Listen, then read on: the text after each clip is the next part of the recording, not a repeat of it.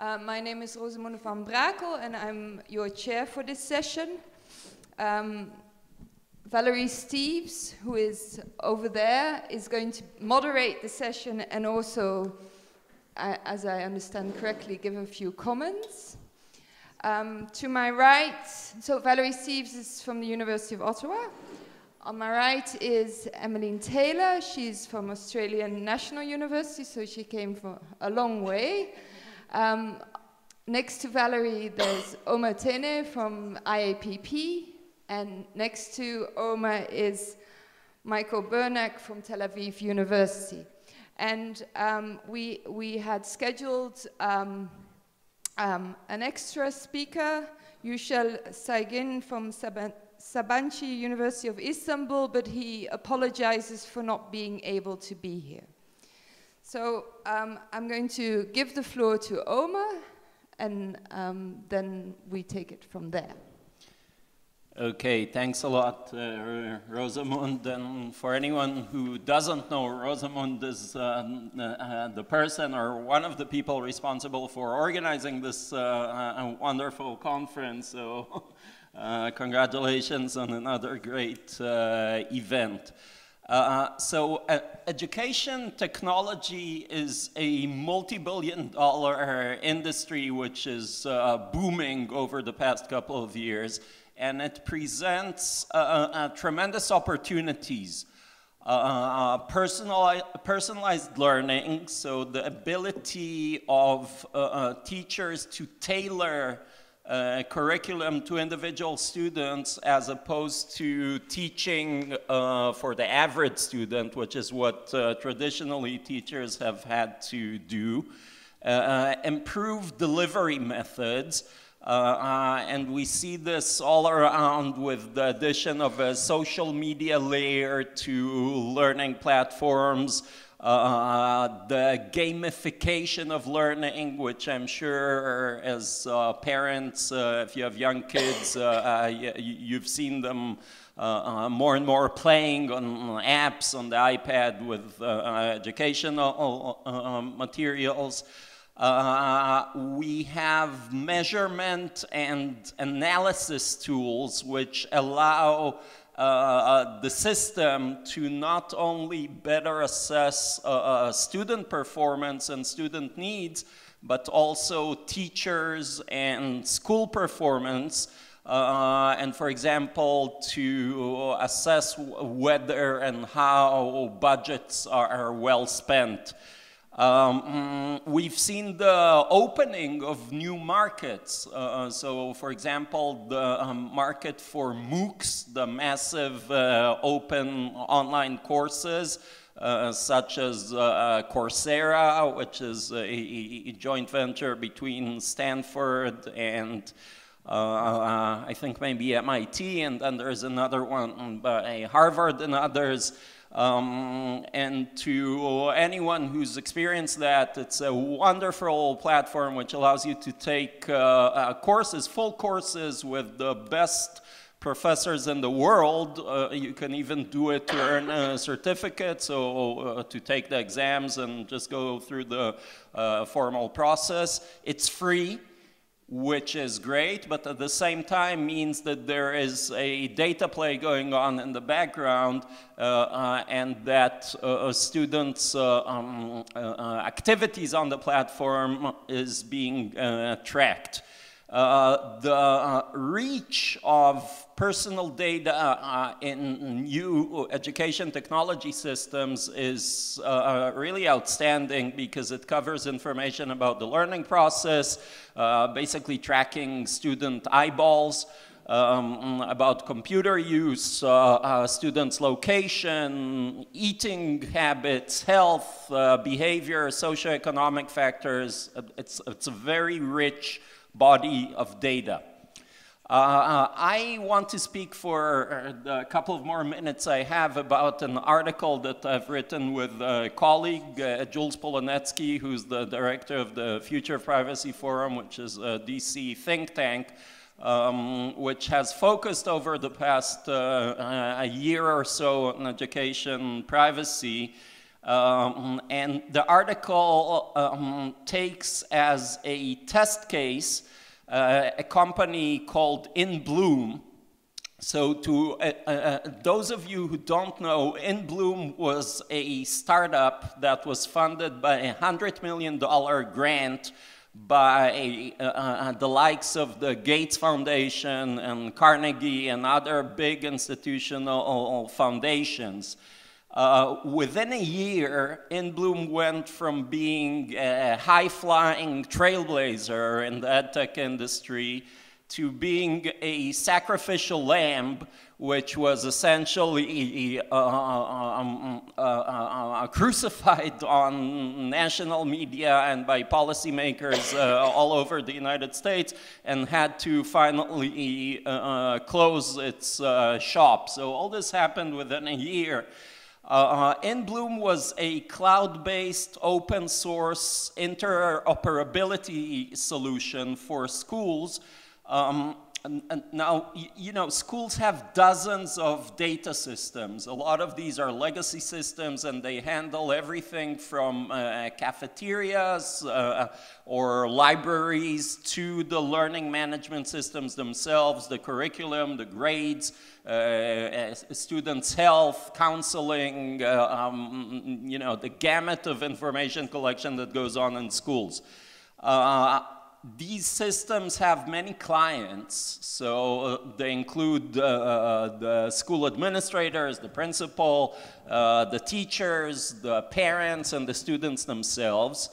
And the goal of In Bloom was to improve and standardize the connections between those systems to essentially centrally store student data in an encrypted cloud-based system, which would provide access to teachers and parents through friendly, user-friendly dashboards, and also access to any third-party vendors who provide services to the school. The mission statement of the company, and I'm just reading a short excerpt, was to solve a common technology issue facing school districts today, which is the inability of electronic instructional tools used in classrooms to work in coordination with or talk to one another. Now, In Bloom quickly became a lightning rod for criticism, which came really from all over the map and the political map, especially. It became a very contentious political issue. For starters, it became tangled in what's known as the Common Core debate in the US. The Common Core is a set of uniform standards that the federal government sought to impose on the educational system, which in the US is run, is very decentralized. It's run not even by states, but by local school districts. So the idea was to create some national standard to make sure that at least English and math standards are similar throughout the country. This issue is very contentious because it pits the federal government against the state and local school districts. Teachers' unions were opposed to it because they were concerned that teachers would be measured against standards and that this would be an excuse to fire teachers, for example, who don't meet the numbers. Parents were concerned that their kids would be basically converted to robots who have to meet some standardized testing goals. And there's also a sort of a Main Street versus US Main Street versus DC think tanks and foundations issue at play here. And while In Bloom isn't related in any way to the Common Core, it became somehow affiliated with it because it's a centralized system that tries to kind of standardize the industry. So people saw it as somehow related to that. More generally, in Bloom raised questions about the use of longitudinal data systems in schools, so the idea of collecting information from the time a child is 5 years old until they are through high school or even college, about the role of business and education, and the rallying cry for opponents was that industry is monetizing and selling children's information. In our article, we try to disentangle the policy issues that are that emerge from the In Bloom story, and we basically divide them into two big buckets: the small data issues and the big data issues. And I'll just touch off on the issues because I think I'm out of time, but we can sort of return to this later in the discussion. So with respect to small data, we talk about things like contracting practices with third-party vendors, how that should be managed between school or school districts and the industry, the commercialization of children's data, and to anyone who has watched the President's State of the Union address last night, it was on at, I guess, 3 or 4 a.m. here, but the President actually talked about students' privacy and about the need to prevent monetizing children's information through the school system. So this is an issue on the national agenda in the US now. And, you know, I think clearly some red lines need to be drawn. I think children shouldn't be targeted with ads on school systems, and children's information shouldn't be monetized, bought and sold. But on the other hand, in some cases, the line blurs, for example, when a vendor who has a math app wants to suggest that a child who completed level 1 math take a level 2 math and kind of upgrade the app. Is that a commercial use, or should that be permitted? Stuff like using information, children's information for product improvement. You know, if it's only products that are served to the same school, maybe it's legitimate, but what if it's broader educational products, or maybe if it's even just other products that the same vendor has? And just to give you a sense, the vendor might be a Google or a Microsoft, which has a big sort of basket of products.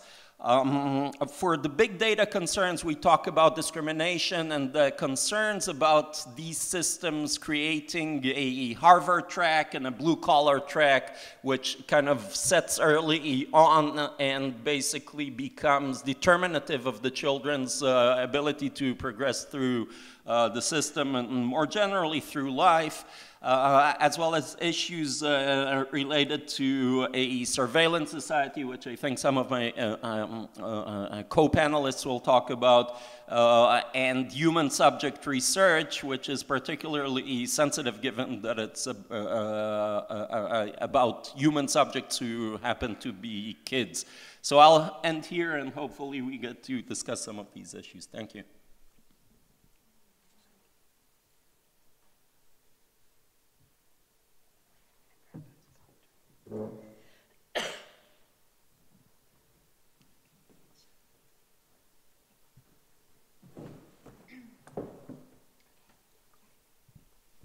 Okay, thank you. So I'm Emmeline Taylor. I'm from the Australian National University, and I'm just going to talk a little bit this morning around the growing use of surveillance in schools, and particularly different technologies that are now infiltrating education globally.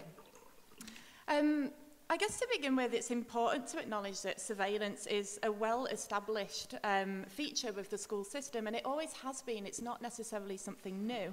Particularly structural examples of surveillance are very well known, so things like examinations that monitor progress, registers that catalogue attendance, end-of-year reports that capture development and activity, and quantification that is now imbued in league tables that enable us to establish which schools are performing better than others. These are all types of surveillance, and they've all been very prevalent for decades, since the onset of organised education.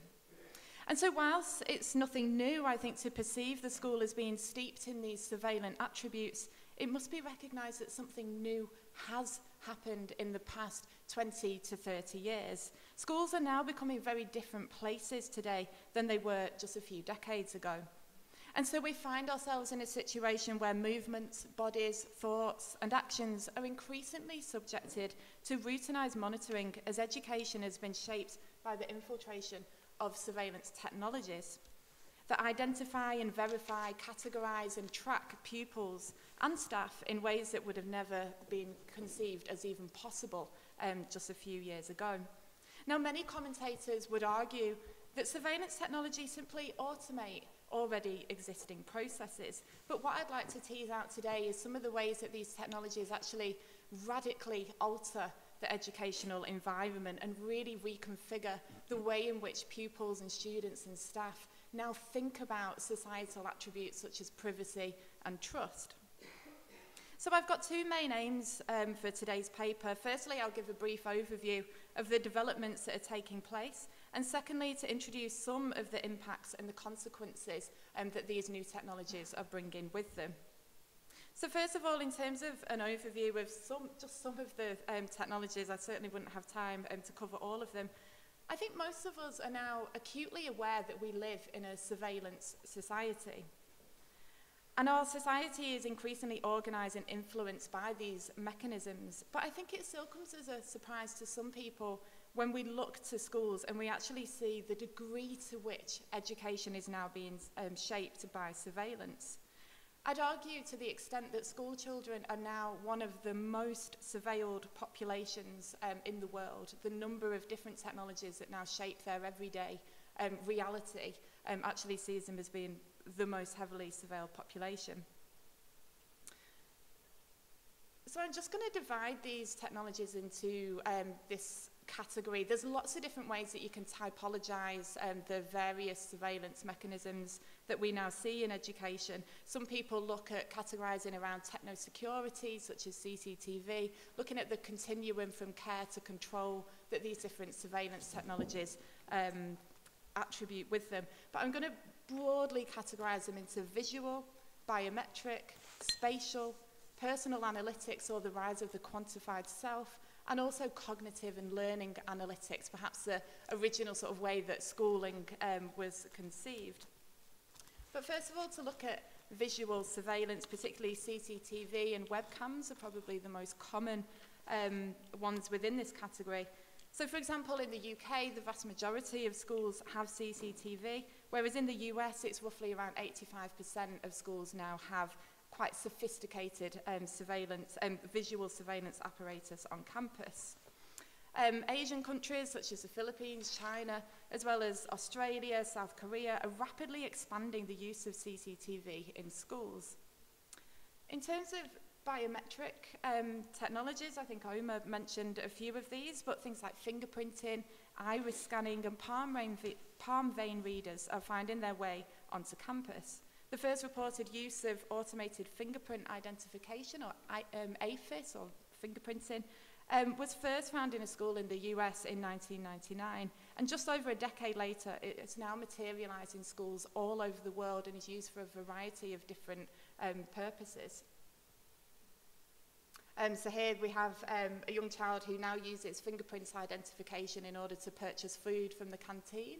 It then keeps a record of this child's purposes and sends home a weekly report to parents around what their food options actually are.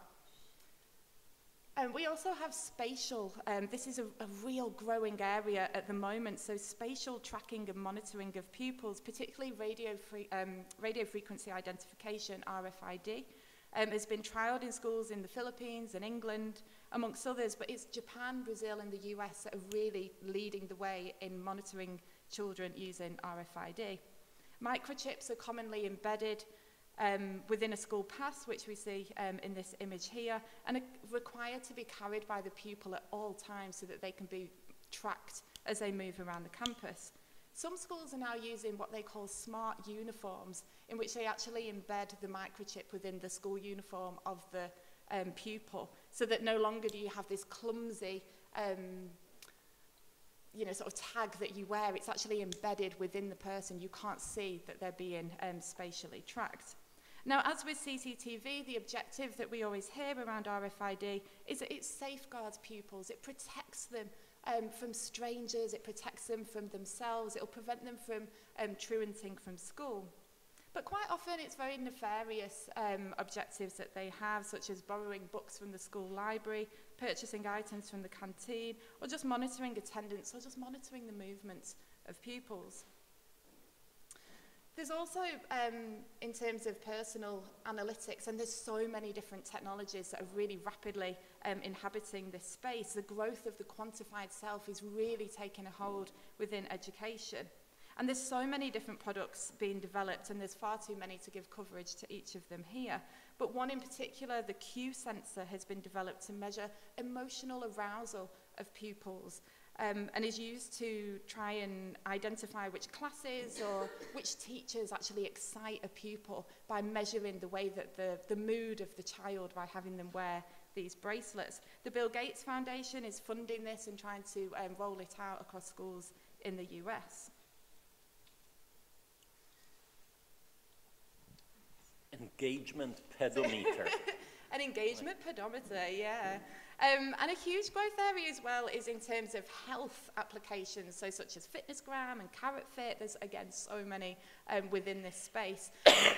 And they tend to mask their surveillance attributes through gamification, so actually turning this into a game for pupils in terms of, whether they can get rewards for certain foods that they eat, for having a certain mobility, the amount of steps that they take around the campus each day. But it also creates normative ideals of healthy children, which is very often based on white Western bodies and what this normative ideal type. And they're also used to preemptively identify at-risk children.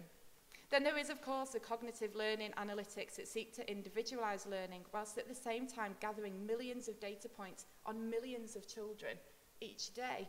One of the leading companies, Newton, claimed to be able to collect and mine more data on students than Google has on its users. And this is one of the CEOs of Newton. We literally have more data about our students than any company has about anybody else about anything. We have 5 orders of magnitude more data about you than Google has. And so obviously, I think as Omer mentioned, the commercialization of childhood data is a huge and booming industry. Monetizing childhood data is a huge growth area. Now, these are just some of the developments, and as I said, there's many, many that fall within each umbrella category of biometrics, visual, spatial. And of course, they're not found in every single school all around the world. Certain countries seem to really go for different technologies. So, for example, in the US, RFID is really popular. In the UK, CCTV, following their love affair with visual technologies, CCTV is really finding a home. So it varies culturally, it varies over time, and it varies by country. So I'll now just briefly move on to the impacts and consequences of these different technologies. And again, they vary by the type of technology. There isn't this one overall implication that we have from using educational technologies and using surveillance apparatus in school. And I think the consequences are also yet to be fully realized. This is a relatively new development, but it's really gathering pace. There's clear indicators that the new modality of school surveillance is contributing to a reconfiguration of societal values, and in particular privacy and trust. I'll talk briefly, I think, around the impacts of CCTV in particular, so I think that will lead quite well onto our next paper. So I conducted some empirical work within the UK, going into schools that had sophisticated CCTV systems, and actually spoke to the children and spoke to the teachers and asked them how they felt about this new technology suddenly appearing within the classrooms and the canteens, Sometimes in the pupils' toilets as well, there'd be a CCTV camera located there. And there was a real tangible loss of privacy amongst pupils. They really lamented no longer having any sort of safe space that they could disappear into, where they could lay aside their public persona, they could put aside their act, and they could just disappear and have a moment where they could just collect their thoughts and really be themselves. So they really felt that no longer was there any safe place for them where they could go and just relax and, you know, just chill out and be themselves. They also felt that CCTV was symptomatic of an inherent suspicion about their activities, that they were always presumed to be up to no good, and they had to have this constant recording of their every actions. Many of the cameras were also fitted with microphones, and so even their conversations were being recorded. And so they felt this huge mistrust within the school environment, which really impacted, they thought, on their ability to learn, because they were always self-regulating, they were always thinking about how they were being perceived by the cameras. There was a chilling effect upon freedom of expression, particularly in the classroom, where they felt no longer would they offer up an opinion or an idea or the answer to a question, because they knew that this was being documented. And they were worried, what would happen to this footage? Could this end up on YouTube, for example? And would they then be embarrassed, you know, not only in front of their peers, but in front of a worldwide audience? They also felt that there was a false sense of security, and that now teachers deferred to the technology and there was a diffusion of responsibility. So if say, for example, a fight was to take place, the teachers would say, oh, well, let's not worry about that. The cameras will record it and we'll deal with it later. So the pupils actually felt a heightened risk to themselves. No camera has ever been able to jump off the wall and intervene and help somebody. So they just felt that now the teachers were becoming too reliant upon this technology. And just to finish off, one of the key impacts, I feel, is the habituation of young people to incessant monitoring and surveillance. David Garland says, we quickly grow used to the way things are. And in relation to RFID tracking, Kevin Haggerty argues that one generation is all that we need in order to normalise these practices for the future to come. When we embed surveillance into pedagogical apparatus, young people are simply habituated to unprecedented levels of scrutiny and control, and whilst at the same time not being equipped with the knowledge and the tools that they require in order to navigate this new digital world. Okay, I think I'm out of time, so I'll leave that there. Thanks, Emily. Can I switch places? Oh, good.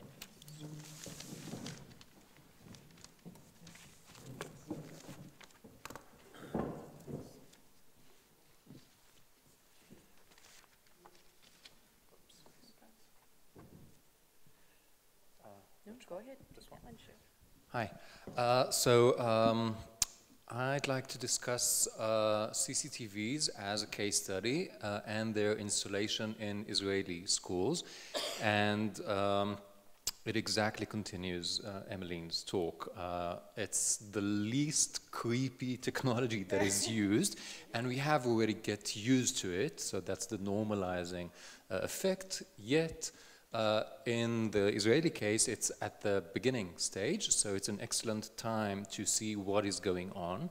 And what's going on is that by now, about a third of Israeli schools have already installed CCTV cameras, all kinds of schools.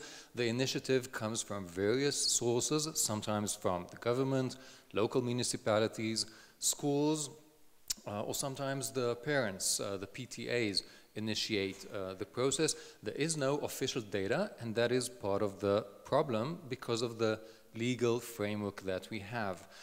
Privacy is a constitutional value in Israeli law, as well as a Data Protection Act as early as 1981, that's pretty early in the day, which has both data protection and good old privacy torts.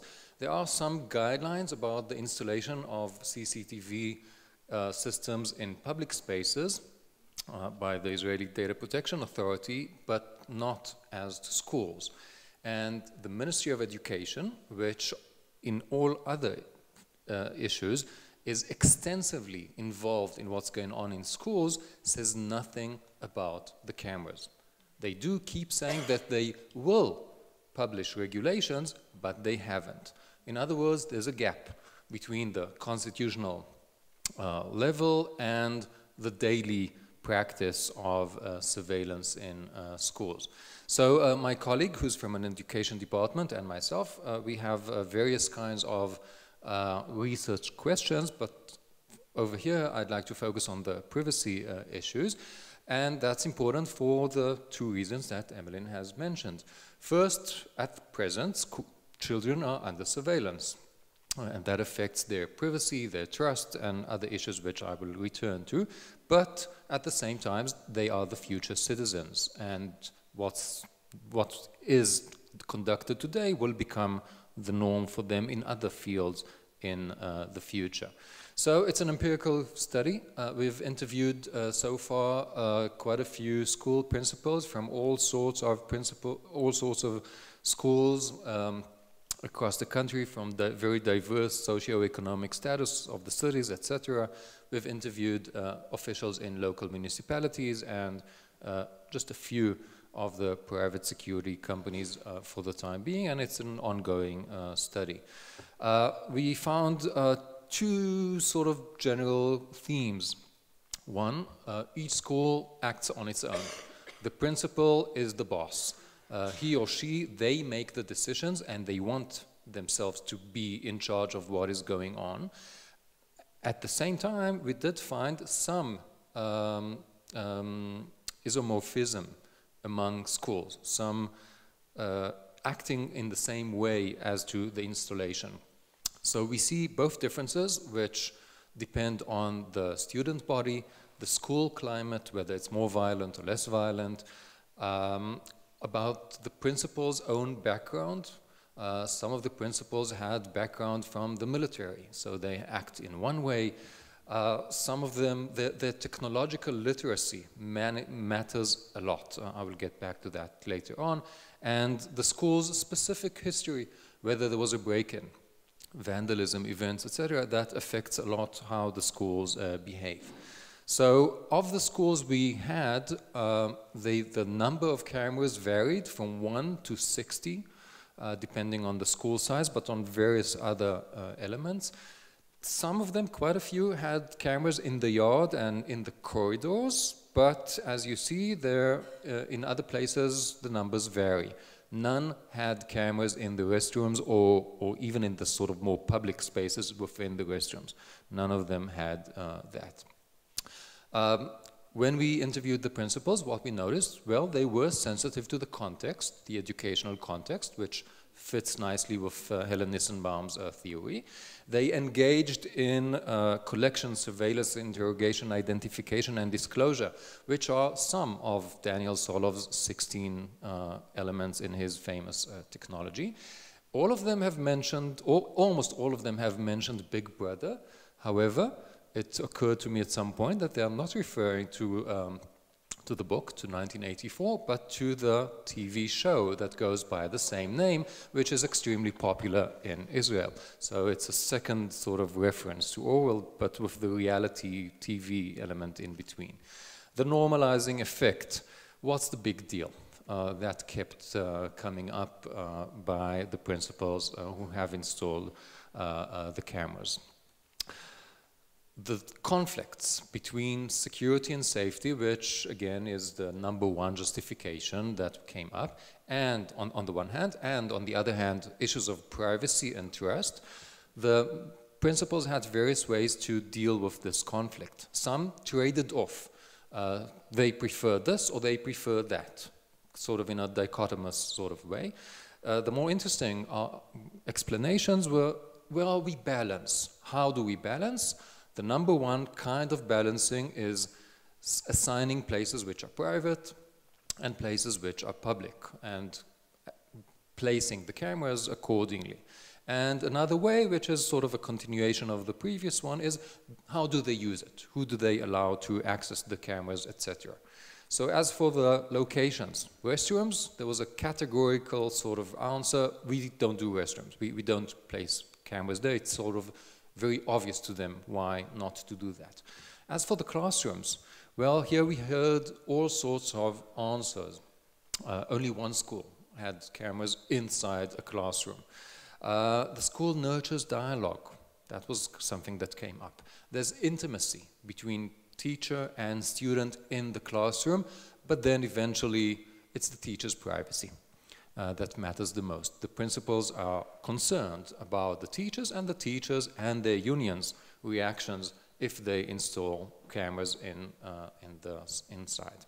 As for the yard, something that also came up earlier, this is a great quote, kids need a smoking corner, that's a high school, where we chase them and they hide. They need a corner where it is prohibited to kiss, and they do.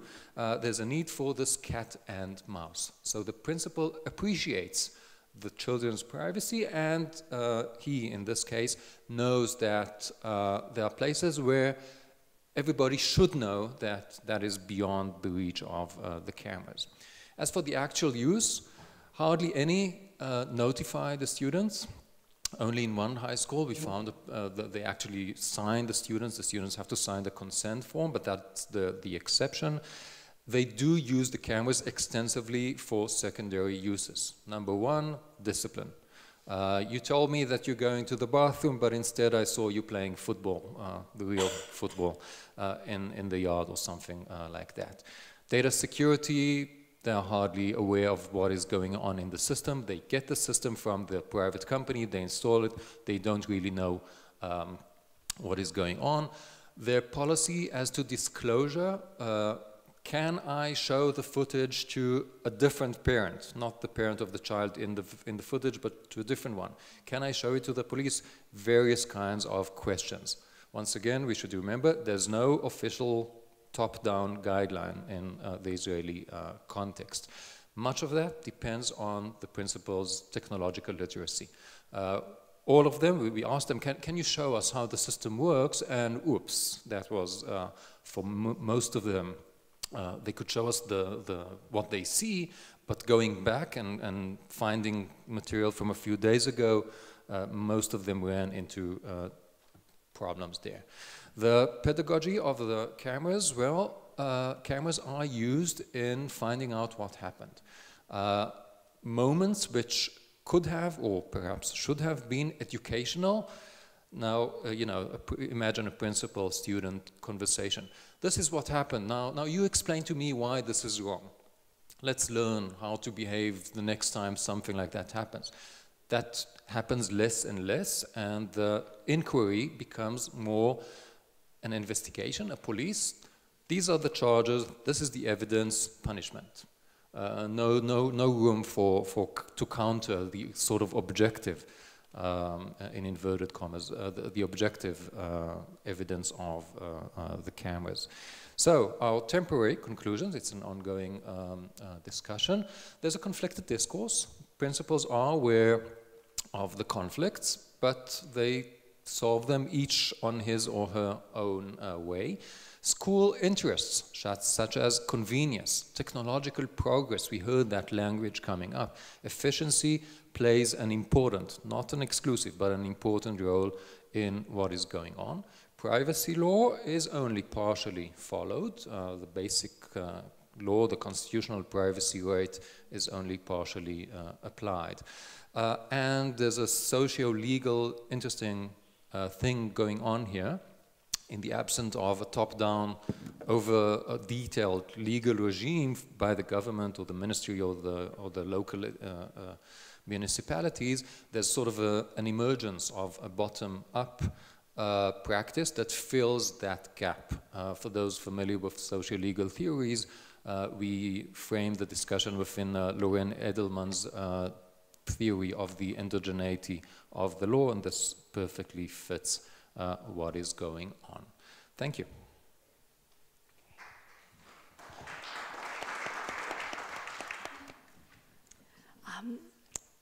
Thank you, actually, to my fellow panelists. Because Yucel wasn't able to join us today, Omer, who actually organized the panel and brought us all together, asked if I could add just some comments about the situation in Canada. The Canadian example is actually quite interesting because we were the first country in the world to fully wire all of our schools in 1999. Part of that just developed because we had the backbone in place, because telecommunications have always been a key sector for us. But if you watch that trajectory since 1999, the federal government had very specific reasons for connecting kids and schools to the internet. It had less to do with increasing learning opportunities and more to do with the fact that they saw children as key to the e-commerce agenda. The federal government's position is that young people will be the economic drivers of tomorrow, that if we connect them to technology early, they will innovate, they will create wealth, and they will make us more competitive in a global marketplace. So the rollout throughout the schools, although learning is obviously key to it, has always been tied to this e-commerce agenda. The privacy from that point of view was necessary because it would help create trust, both on the part of parents, but also on the part of children, that they would trust the technology and trust the e-commerce opportunities that would develop through the use of this technology. It was interesting looking at Emmeline's list of the types of technologies that are rolling out in schools, and certainly I can point to some examples in some schools in Canada of all of those types of technologies, but really we haven't embraced most of them. What we have embraced are the learning analytics and the collection of data through the networked environment that we've created in schools across the country. And I think there are really two key points to take away from this that build on a number of the comments that my fellow panelists have already made.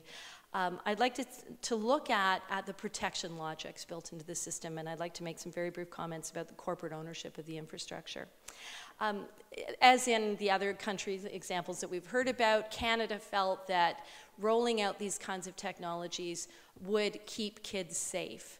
We have two contradictory, or parallel perhaps is a better word, parallel discourses. Kids are savvy, get them on technology, they'll be economic drivers, but we also, after that, developed a secondary discourse around kids being at risk because of technologies.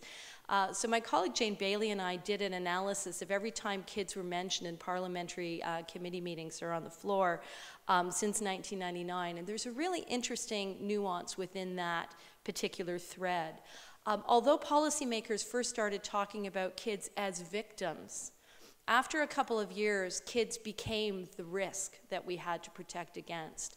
So originally, kids could see porn online, and so we had to stop that. But then it was kids could make porn online, and they became they sex, they do all sorts of things that we want to control.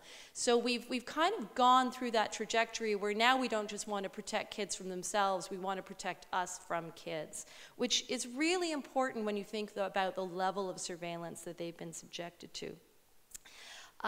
It's the other thing that really comes out of the data that I've collected, and I collect quantitative and qualitative data across the country. It's a national sample. The quantitative data is drawn from around 5,500 kids in both primary and secondary levels of education. And there's been a huge shift in their attitudes. So if we look at privacy, ostensibly it was to help them trust the environment. When we sat down with kids in 1999 and 2000, they thought they were completely private online. Adults couldn't even find them. They didn't know how to turn it on. It was great. And they were actually doing some really cool stuff online. In 2004, they realized that they could be watched, so they had developed all sorts of strategies to avoid being placed under surveillance by the adults in their lives. If you've ever looked at those instant messaging logs, they use language that I still can't decipher. But in 2011, when we went back, we really expected to hear more of the same. Hey, it's great, we're doing all sorts of stuff. Completely different findings. We were told across the country that when they go online, whether it's at school or at home, they're under a total surveillance gaze, that it is no fun, that they are retreating from these technologies because of this. They do have strategies to protect themselves against it, but it was they were purposely withdrawing from these technologies. They didn't see them as making it easier to learn. In fact, they told us that it made them lazier, and they just go to Wikipedia and look stuff up. So we haven't been able to develop trust in the environment itself, even for learning purposes.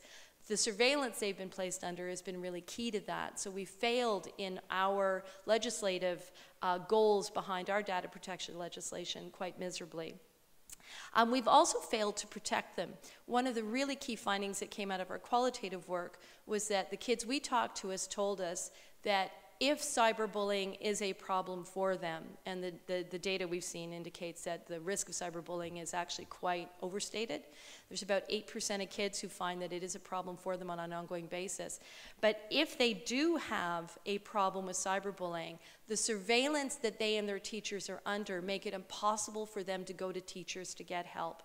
They will not go to our school system for assistance because it's automatically seen as a criminal issue. The police are brought in. So they know not to talk to a teacher about it because they will be unable to stop that escalation. Very quickly on the corporatization side, we've also seen a real shift in attitudes. And again, the touchstone is this was supposed to make them trust the e-commerce as a model. And very much so in 1999 they did.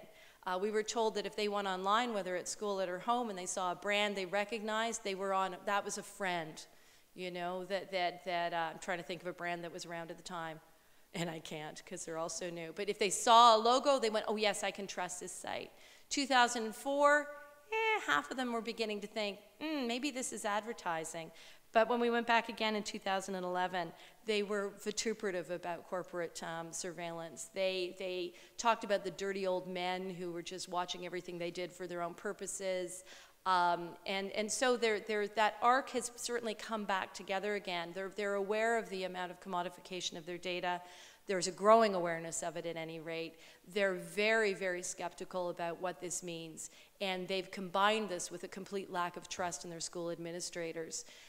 To be very, very critical of the way that we, the adults in charge, have created this particular technological environment for them in schools. We wanted to have a panel discussion. Certainly, if anyone in the audience has any questions or comments, we'd love to hear from you. So I will try and keep my eyes on you, so please let me know if you'd like to throw in your 2 cents. And until some brave soul decides to put up their hand. I wanted to follow up first, actually. Oh, where? Sorry. Excellent.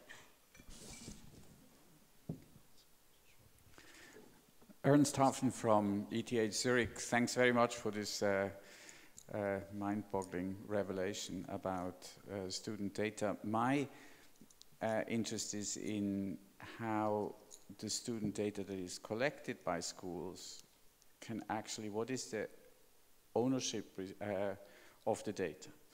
Do I or my son get a copy of all the data, especially the learning analytic data? Because that is, it's not only a privacy issue, it's also an issue that this is extremely helpful for me if I have a copy of that data and I can analyze it myself. And that's not only the exams, the exam questions, but also all the things I do online that is now monitored according to the CEO. So what is the, with medical data, it's clear that I should get a copy of the data. It's difficult, but with education data, what is the status in the law? Okay, so who'd like to go first? Yeah, so actually in our paper, we addressed this issue quite extensively because one of the sort of buckets of solutions that we propose to the issues that come up with respect to students' data and information.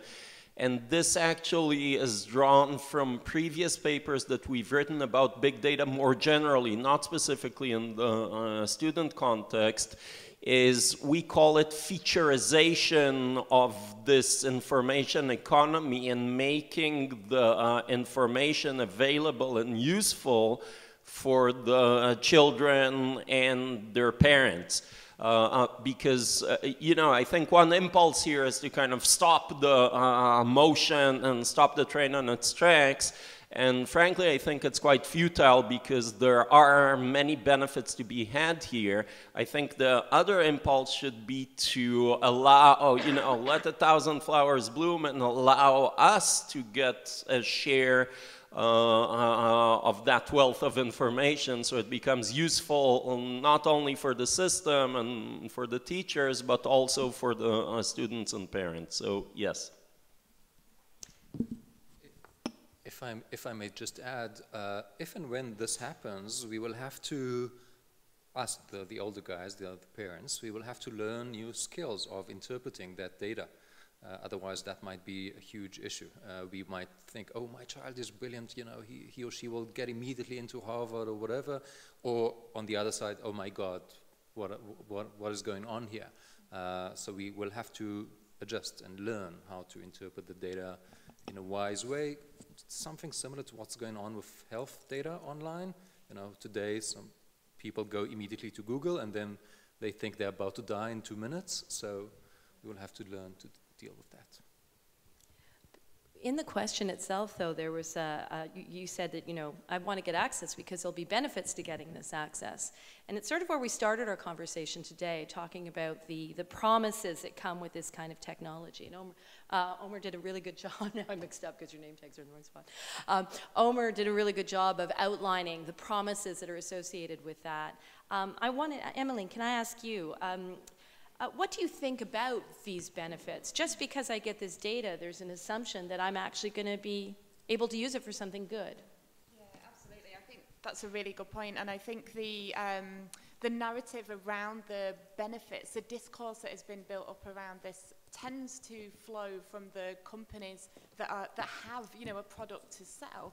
And it's not very often that we hear the critical voice around what the potential negative consequences are. So I think we're sold, whether we're being sold safety in terms of CCTV, in terms of RFID, whether we're being sold greater engagement of pupils through these Q sensors, you know, the sort of engagement pedometers, whether we're being sold this idea that, you know, children will be able to perform better because we're now individualizing their learning by using different applications and different online resources. So I think they do tend to take the privileged stance, but we then don't necessarily appreciate what the negative consequences are. And so, for example, we begin to very much narrow what we understand about children's progress because we only ever look at what can be quantified, what can be measured, and we don't necessarily look at the more qualitative attributes of a child as they begin to develop.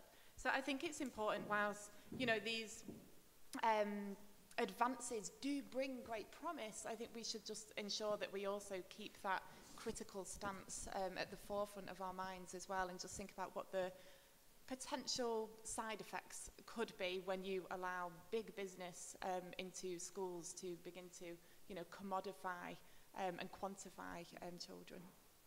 Yeah, I want to react to that. I think, you know, clearly we need to remain critical about this and generally about anything else, and we shouldn't sort of blithely accept any new development as, you know, let's just embed the RFID chips in our kids and send them to be processed somewhere. But on the other hand, clearly there are some compelling benefits to some of these technologies. So, you know, a pedometer, that doesn't sound so great, but making education more interactive and more playful, I think, does. And you know, you can clearly see it with your kids when they interact with educational tools that are more than just, you know, sort of the old school textbook. They just, I think, appreciate it more. You know, I have a personal story here. I learned English when my family spent a couple of years in the US back in 1980. So this was before the invention of the computer or the car even, as far as I remember. And what we did have then is there was some machine, I can't even remember exactly what it was, but it had like these cards or punch cards, and it actually verbalized the words that you inserted. And I remember sitting with this sort of tool for hours and really learning English with that thing, like back in 1980 before the computer, and it was so, you know, incredibly engaging and fun for me. I still remember it, you know, 35 years later to this day. I remember the scent of the room I was sitting in. And I think something like that, you know, which is pale when compared to some of the really exciting stuff that's available today, just, you know, goes to show how beneficial some of these things can be.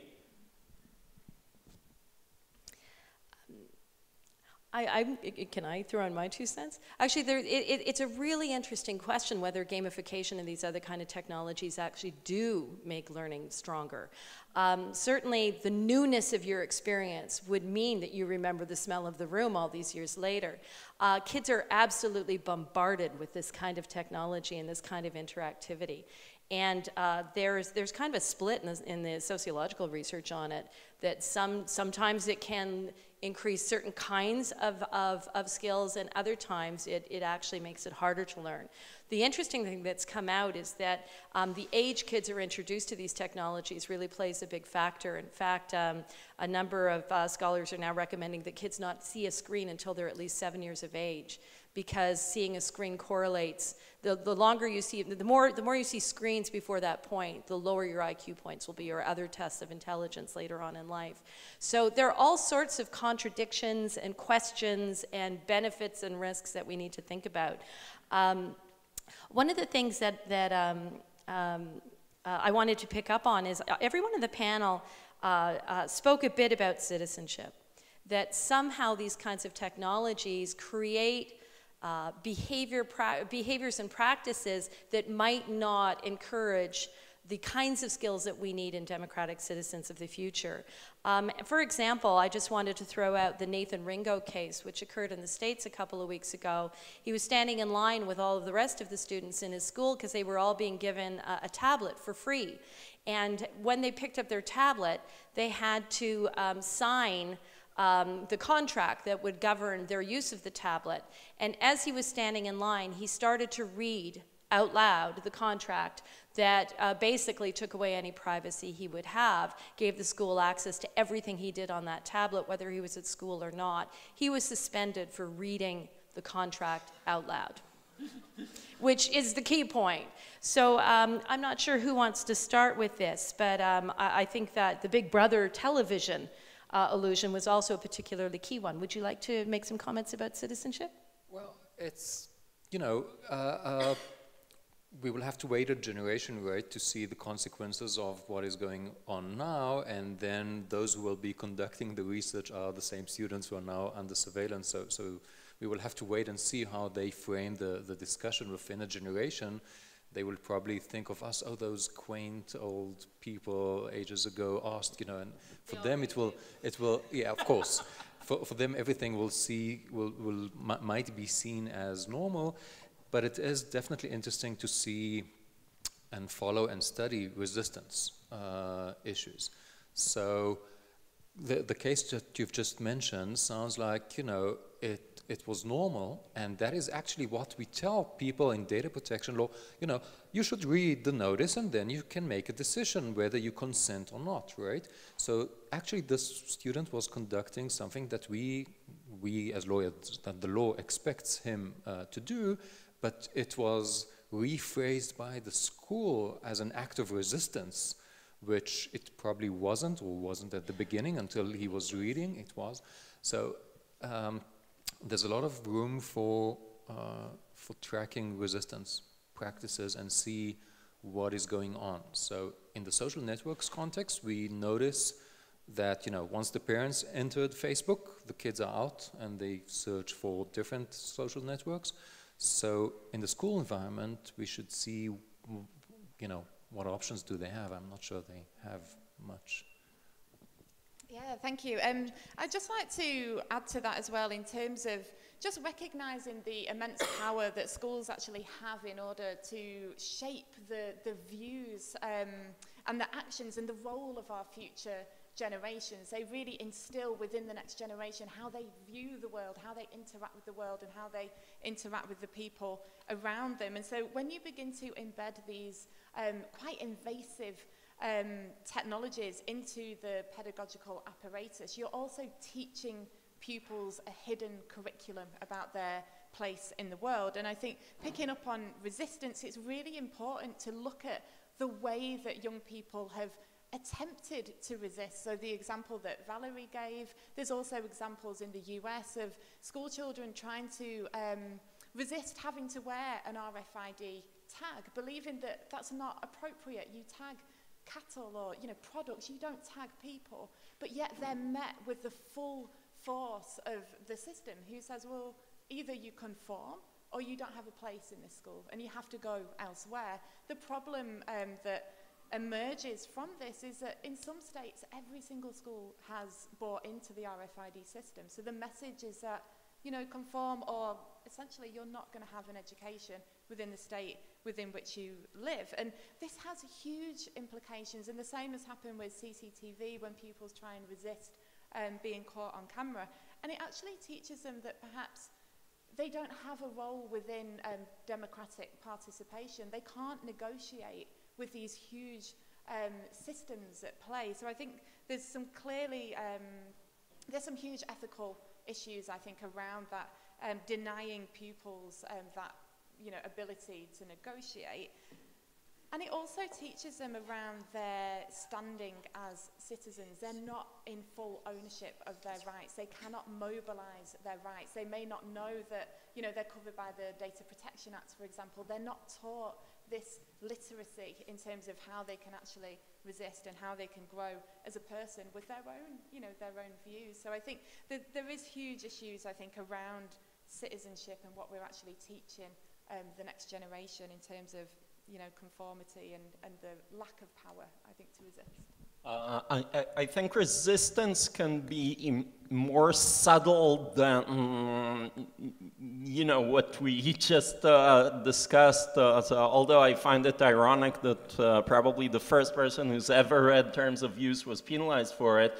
But Dana Boyd, for example, writes about the activity and norms of teens on social networks, and she talks about the sort of dialect and lingo that teens develop in order to basically hide in plain sight and kind of encrypt their open communications on Facebook or other networks.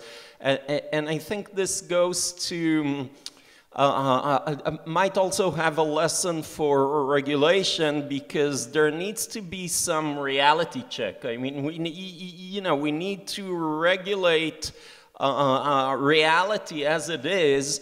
Otherwise, we end up with laws that are just not very effective or, wise for that matter, like COPPA in the US, which forbids kids under 13 from being on certain websites without their parents' express consent. And of course, we know that, Facebook has whatever, tens of millions, if not more, of kids' profiles, many times with the active collaboration of their parents to sort of lie to the age screening mechanism in order to get them on board, or for that matter, the transborder data flow regulation in Europe, which is, not very connected to economic or technological reality. Questions in the audience? Yeah, I have a question. My name is Vilko Blokhuis. I'm an attorney from the Netherlands. In the Netherlands, we have the regulatory for privacy really is pushing this agenda on publishers. Publishers get the data from the schools and for data mining, for adaptive learning. Are there any examples in your countries or in any other countries of privacy regulators specifically looking into that problem or that aspect? I think, thank you for that question, because I think that one recurring theme that we all talked about was, where does responsibility lie? And where do the legal obligations lie? Is it the principals, the teachers, the schools, or private companies? You know, this is an incredibly underdeveloped area of regulation. I think both in Europe and the US, given that we're really talking about, you know, maybe the most sensitive type of information, perhaps except for, you know, very sensitive health information. In his State of the Union address yesterday, the President actually talked about student privacy and the need to impose obligations on companies that collect children's data. And he expanded on this last week in his speech at the FTC and promised to submit privacy legislation, which is going to regulate this area. And it will be based on a law that was enacted last year in California, which actually talks about these issues. So I suggest, you know, if you want to look for a model, you look at that law, which imposes obligations on companies with respect to what they might do or may not do with children's information. Does this address your question? Well, for the US, I guess. So, well, the question also around, evolves around profiling. So you're saying this student excels compared to other students, or this class or this school. I mean, you can do a lot of that with the learning data, or the adaptive learning data, and this has been made. This has been made an issue for the privacy regulators, which is very difficult to insert in the current privacy laws. Yeah, so I think the US has recognized the problem and sort of elevated it to the national agenda. You know, if the president actually speaks about something, then it's a matter of great importance. I'm not sure, you know, what's going on in other countries. I know the Israeli answer. Yeah, I think, I mean, some of the issues around regulating and using privacy, I think, is the, you know, the opposite, I guess, of surveillance is it doesn't always necessarily work in that way. And I think in terms of regulating via privacy becomes problematic when these technologies develop so quickly.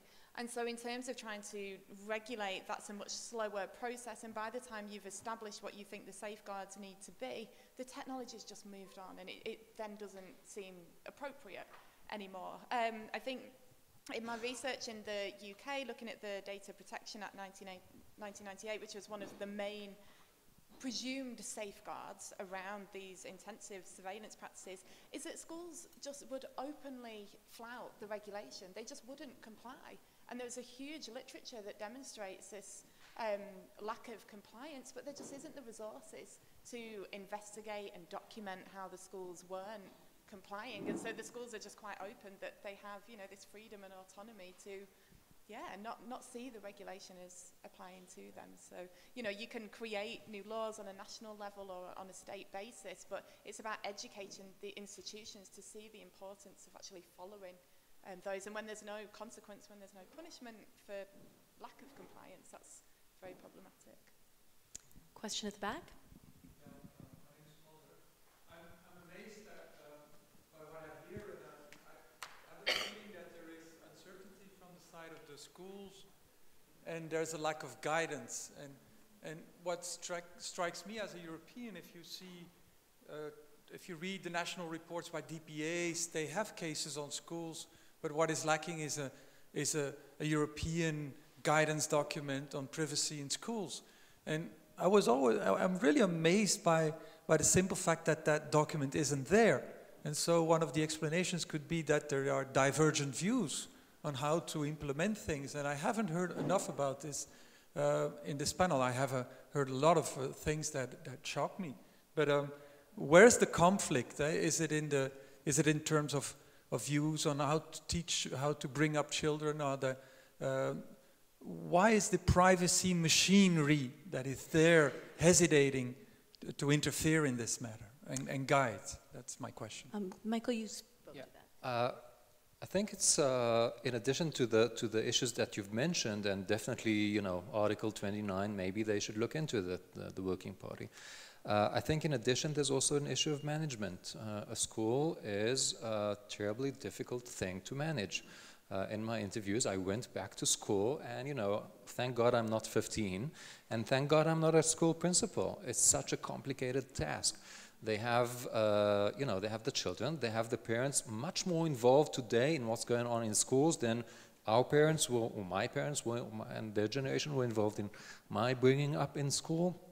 There are budgetary concerns, there are commercial pressure to enter school via technology and via various other elements that, you know, children are a target for advertisers and brands and lots of other things. There's the government, the local municipality, which different countries have different allocation of power between the various regulators and governmental agencies. And then you add, and new issues keep coming up, right? It's tolerance and racism issues in some countries. And the privacy is just one more element which is very complicated for them to deal with. So none of this is an excuse for not addressing the issues, because the issues are and they should be addressed. But it might add just another explanation why it's difficult.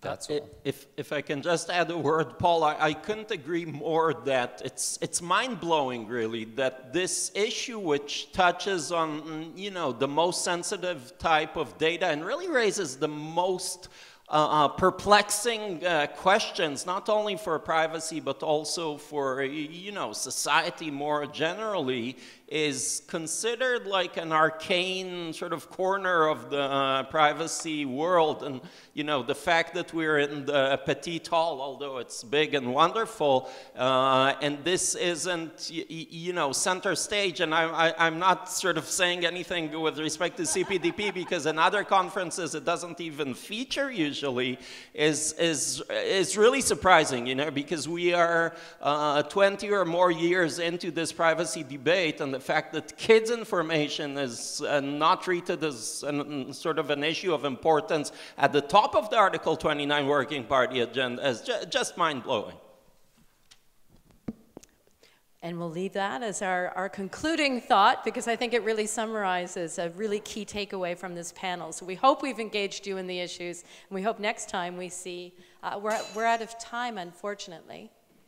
Perhaps we could speak up here, if that would be okay. But before we leave, I just wanted to ask you to join me in thanking the panel for their provocative presentation.